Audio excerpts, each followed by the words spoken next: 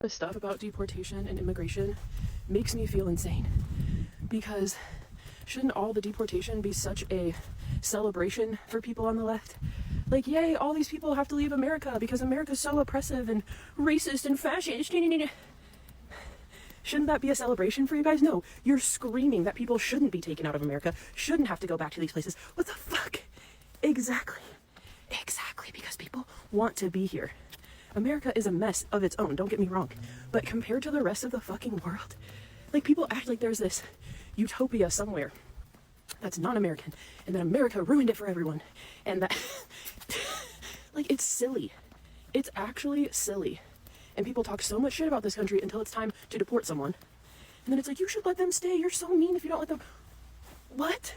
And of course I think it's like tragic and sad, and I don't want like families to get ripped apart, and I don't want good people that are here that just want to live here to not be able to live here, but these are the fucking realities of the world, unfortunately.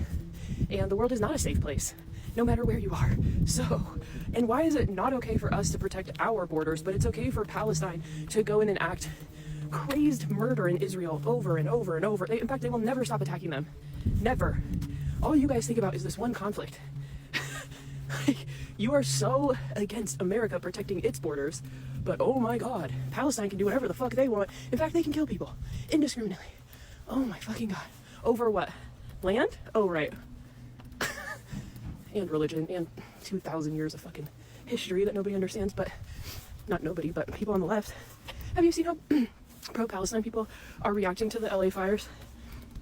This is why you guys lost the fucking election, because so much of the woke left is a performance, a literal fucking it's performative activism.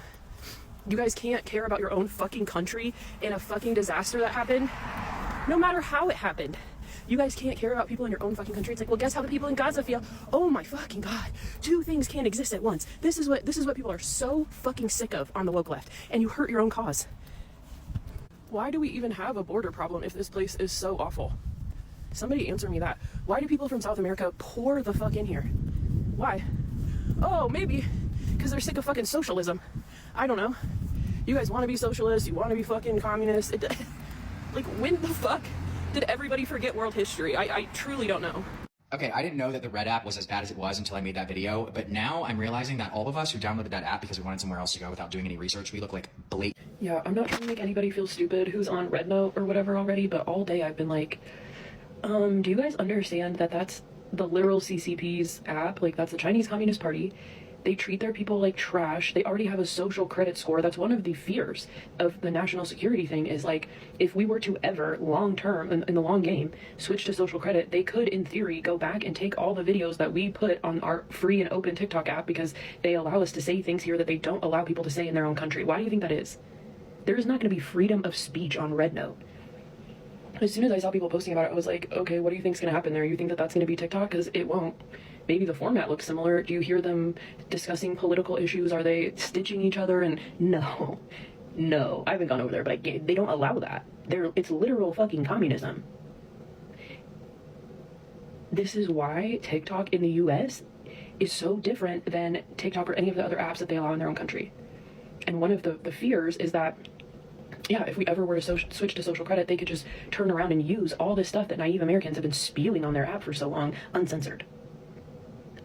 But yeah, if you think you're gonna go over to Red Note and build some huge following and fucking be an activist, like, please wake the fuck up. Like, please don't act like, please don't ignore the fact that you are in America and then you're going to support a communist thing. Like, what the fuck? If you think that communism is good, we have a way different problem. Holy fuck.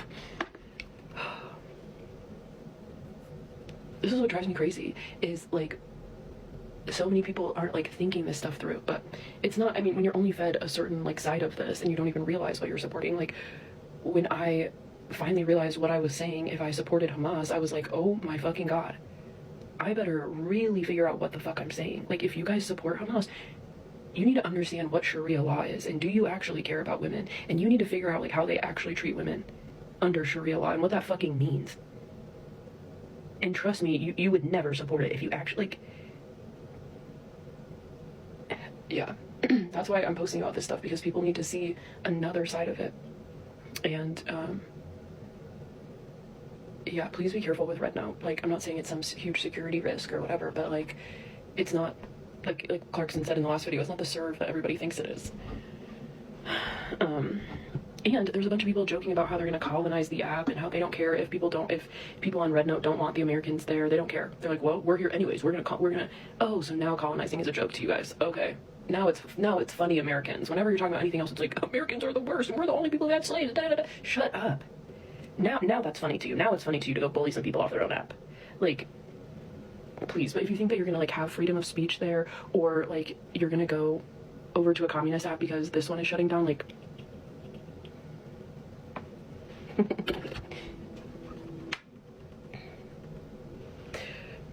Yeah, I just had to say that. I bet it's like cooking videos and nature videos and, you know, positive videos about their government, because that's all that they allow there.